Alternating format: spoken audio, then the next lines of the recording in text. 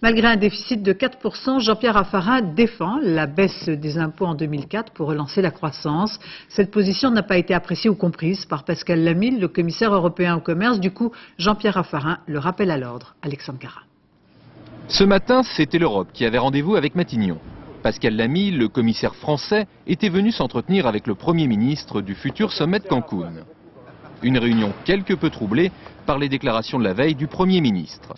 Baisse d'impôts, déficit à 4% du PIB, c'est Paris qui défie Bruxelles. Alors l'Europe prévient, si le mauvais élève français ne réagit pas, elle sévira. C'est pas toujours marrant d'ailleurs d'être gendarme, mais il en faut. Et quand on a une règle commune et qu'on ne la respecte pas, c'est normal qu'on ait quelques problèmes avec le gendarme. La semaine dernière, le Premier ministre s'était rendu à Bruxelles pour plaider la cause de la France. Et déjà, Romano Prodi l'avait rappelé à l'ordre. Mais aujourd'hui, Jean-Pierre Raffarin n'a pas du tout apprécié les commentaires de Pascal Lamy. La réponse au commissaire français est cinglante. Qu'il applique tout son mandat et rien que son mandat.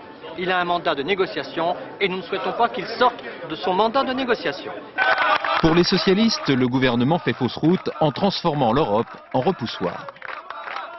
Il n'y aura pas de politique de croissance en Europe si la France n'est pas capable de jouer le jeu, d'accepter la règle d'un jeu qu'elle a librement consenti.